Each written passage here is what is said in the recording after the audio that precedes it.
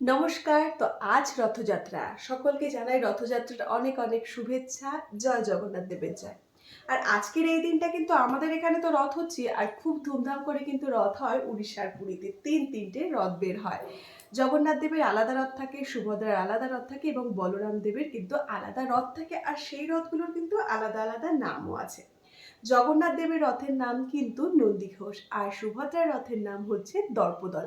বাকি যে রথটার নাম থাকলো আজকে যারা আমার ভিডিওতে কমেন্ট করবে তারা কিন্তু কমেন্টে অবশ্যই লিখে জানিও।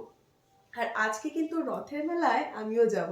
তোমরা কে কে রথের মেলাতে যাচ্ছ অবশ্যই কমেন্ট করো। আর রথের মেলায় যাবো আর সেখানে পাঁপড় ভাজা খাবো না সেটা তো হয় না।